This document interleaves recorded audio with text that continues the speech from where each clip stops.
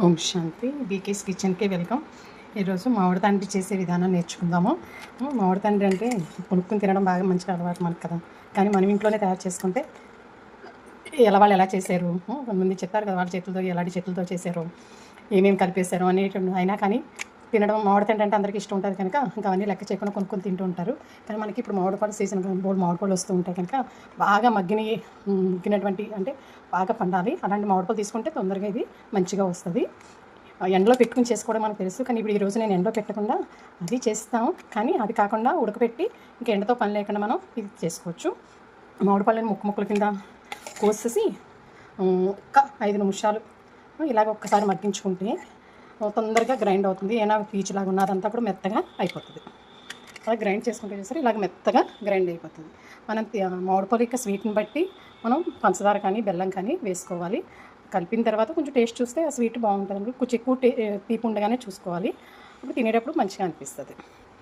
ఇలా మొత్తం అన్నీ కూడా గ్రైండ్ చేసుకోవాలి. మొత్తం అంతా గ్రైండ్ చేసుకున్న తర్వాత దీన్ని ఉడకపెట్టాలి. నేనైతే కలెక్టర్ కాయలు అంటారు కదా, అవి బాగా తయారైనటువంటి ముగ్గుని తీసుకున్నాను, మగ్గినటువంటివి. దీంట్లో 6 కేజీ పంచదార వేసాను నేను. ఇలా మనం వేసుకుని బాగా కొంచెం గట్టిపడేలాగా ఉడకపెట్టాలి. అంటే ఇలా వేస్తే అంటుకోకుండా జారాలి. ఓం శాంతి. మనం మామిడికాయ పొయ్యి మీద పెట్టుకుని కలుపుకుంటున్నాం కదా, ఇగో ఇలాగా అయ్యేంత వరకు మనం కలుపుకోవాలి. నాకైతే 40 నిమిషాలు పట్టింది ఇలా అవటానికి. అంటే మరి ఎండ లేదు కదా, ఇప్పుడు ఎండలు తగినాయి కనుక ఎండలో లేకపోయినా కానీ మనం చేసుకోవడానికి బాగుంటుందని నేను ఇలా ఉడకపెట్టి ట్రై చేశాను. ముందు కొంచెం చేశాను, చాలా బాగా వచ్చింది. అందుకని మళ్ళీ ఇప్పుడు ఎక్కువ చేశాను. మీరు కూడా ఇలాగా ట్రై చేయండి. దీన్ని నెయ్యి రాసినటువంటి ట్రేలో పోసుకోవాలి. చల్లారినప్పటికీ గట్టిగా అవుతుంది. కలర్ కూడా మామిడి తండ్రి కలర్ వచ్చింది కదా, ఇలా ఉడికినప్పటికీ దీంట్లో మనం యాలకుల పొడి కూడా వేసుకోవాలి. మన ఇష్టం, మన టేస్ట్కి నచ్చినంత వేసుకోవచ్చు. నేనైతే 1 స్పూన్ వేసాను.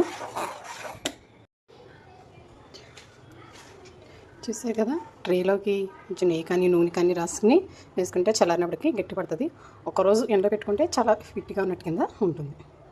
మీరు కూడా ఇలాగా ట్రై చేసి చూడండి. మీకు నచ్చినట్లయితే కామెంట్స్ పెట్టండి. వేరే వాళ్ళు కూడా సబ్స్క్రైబ్ చేయండి. తప్పనిసరిగా వేరే వాళ్ళకి షేర్ కూడా చేయండి. నేనైతే ఇవి ముక్కలుగా చేయట్లేదు, ఎందుకంటే ఇది వేరే వాళ్ళకి గిఫ్ట్గా ఇవ్వాలనుకున్నాను. అందుకని ఈ విధంగా ప్యాక్ చేసి ఇవ్వాలని ముక్కలుగా చేసి మీకు చూపించట్లేదు. మీరు కూడా ఇలాగా చేసి ట్రై చేయండి కదా, చాలా చాలా బాగా వచ్చింది. చూసారు కదా.